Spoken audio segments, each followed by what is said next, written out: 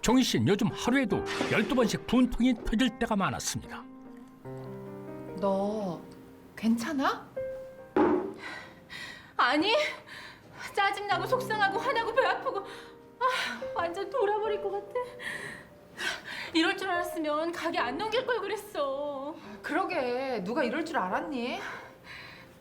미연아, 안 되겠어. 나 이대로는 가만 못 있어. 어쩌려고?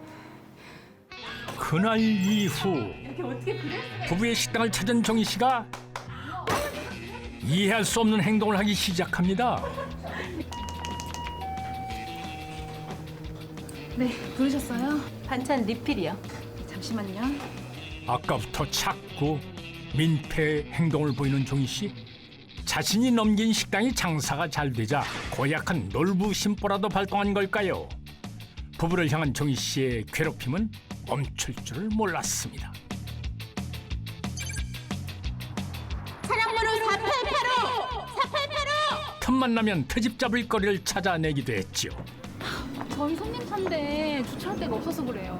아유, 저 금방 나올 거니까 좀만 봐줘요. 네? 그래도 이건 아니죠. 불법 주차로 신고하기 전에 당장 떼세요! 가만 보아하니 다른 꿍꿍이가 있어 보이는데요. 갑자기 전에 없던 투철한 준법 정신까지 발휘하는 종희 씨. 그런데 말입니다. 그녀가 사장 부부를 이렇게까지 못 살게 구는 이유는 과연 무엇일까요? 며칠이 흐른 어느 날, 오늘도 인기리에 조기 마감된 부부의 식당. 바로 그때 반갑지 않은 그녀가 또 찾아왔습니다. 여긴 또 어쩐 일로 오셨어요? 당장 나가세요. 안 나가면 제가 이렇게 부탁할게요. 이 가게 다시 나한테 돌려줘요. 제발요. 아니, 뭐라고요? 내가 다 잘못했으니까 이 계약 없던 걸로 해달라고요. 제발요, 제발.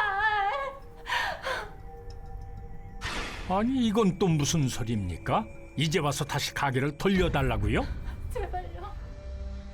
그런데 한 달 후 정희 씨의 눈물 젖은 내원에 사장 부부의 마음이 약해진 걸까요? 황당한 부탁을 받은 사장 부부는 대박 식당을 남겨두고 마을을 떠났습니다.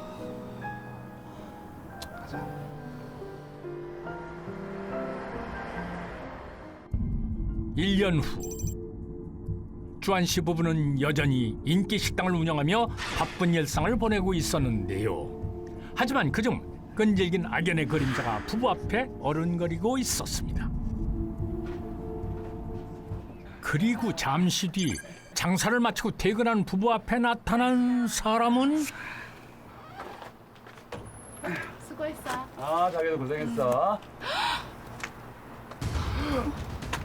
아이, 당신 이게 어떻게? 니들 여기 숨어 있었냐? 바로 정희 씨였습니다.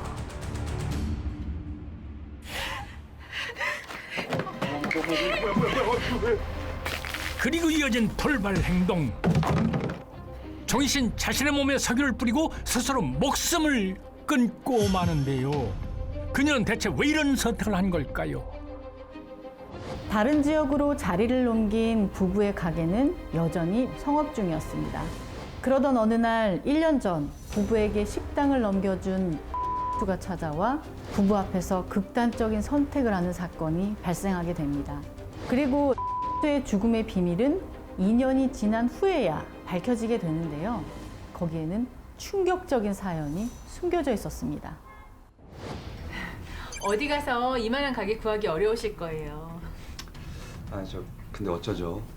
저희가 권리금 드릴 돈이 당장 500밖에 없는데. 아, 500이요?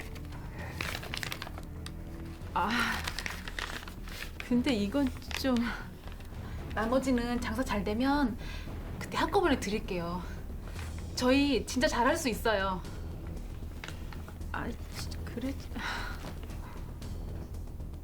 에이, 그래요 그럼. 대신 다음에 꼭 계산해 주셔야 돼요. 김주환 부부가 운영하는 식당마다 대박을 터뜨린 특별한 비법은 바로 저렴한 가격과 잦은 경품 행사였습니다. 말도 안 되는 가격에 마음껏 퍼줄 수 있었던 데는 믿는 구석이 있어서였는데요. 아 그리고 저희가 잘 팔 자신 있으니까 시장에서 재료는 많이 사두세요. 재료값은 당연히 저희가 다 낼게요.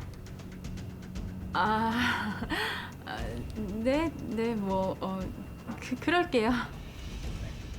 아이고. 하지만 부부는 식당을 인수받으면서 약속한 재료값을 지급하지 않았고 저 이번에는 납품업자에게는 신뢰를 쌓은 뒤 외상으로 물건을 대량 구입했습니다. 근데 말이야. 지난달 그 물건값이 결제가 안 됐는지 안 들어왔던데. 죄송해요 사장님. 저희 카드 매출 정산이 아직 안 돼가지고 다음 달엔 꼭 드릴게요. 이런 방법으로 영세업자들의 고혈을 짜냈고 봐도 말이야. 봐봐. 급한 마음에 명의를 넘겨준 정 씨는 가게 잔금과 재료값을 받기 위해 협박도 애원도 해봤지만 소용없는 일이었습니다. 김주환 부부는 할인 행사 등을 통해 매출을 바짝 올린 후 권리금을 올려 가게를 다른 사람들에게 되팔았는데요. 하지만 부부에게 비싼 권리금을 주고 식당을 산 사람들은 결국 손해를 보고 말았죠. 전 재산이나 다름없는 식당을 김주환 부부에게 넘겨준 종희 씨는 뒤늦게 이들의 실체를 확인했지만은 잔금을 받지 못하고 가짜음으로 손해를 떠안은 상태였습니다. 피해자 종희 씨와 영세 상인들은 결국 김주환 부부를 경찰에 고발했습니다. 그런데 야, 이거 내 돈 어디? 내 돈. 저도 억울해요. 저 지금 아무것도 몰라요. 이 사람이 그 김 사장이라고요? 아닌데. 저 진짜 아무것도 몰라요. 저도 억울해요. 진정하세요. 형식적인 사장으로 노숙자나 장애인 등을 내세웠던 김주환 부부. 그 결과 모든 책임은 바지 사장에게 돌아갔지만은 이들은 상환 능력이 없었기 때문에 정작 피해자들에게 돌려줄 돈이 없었는데요. 이와 같은 방법으로 법망을 피해 파렴치한 사기를 반복해왔던 것입니다. 그러던 중 수소문 끝에 김주환 부부를 찾은 종희 씨. 내 돈 내놔. 내 돈 내놔 이 자식아! 여기가 어디라고? 그리고 왜 우리한테 와서 돈을 달래? 우리 말고 진짜 사장한테 가서 따져. 니네 그게 나한테 어떤 식당인데? 돈을 돌려받을 방법이 없자 분개한 정 씨는 결국 죽음을 선택하고 말았습니다. 가게를 헐값에 넘긴 는 잔금을 받지 못하고 빚만 늘어가자 분을 참지 못하고 스스로 목숨을 끊었습니다. 는 물건을 납품하는 영세업자에게 외상으로 물건을 대량으로 구입한 후에 책임을 회피하기 위해서 노숙자나 빚이 많은 사람들을 바지 사장으로 내세워 고의로 부도를 냈습니다. 이런 수법으로 두 사람은 영세상인과 가게 운영자로부터 4년간 총 78억 원이나 되는 돈을 가로챘는데요. 결국 부부는 사기 혐의로 경찰에 구속됐습니다. 사람들을 속여 욕심을 채운 부부. 야, 이 자식아. 그게 어떤 돈인데? 내 돈 내놔. 돈 내놓으라고. 이거 뭐라고? 내 가게도 아닌데 내가 왜 책임져? 그러니까 지들이 속아놓고 왜 우리 탓을 한대? 자, 조용히 하세요.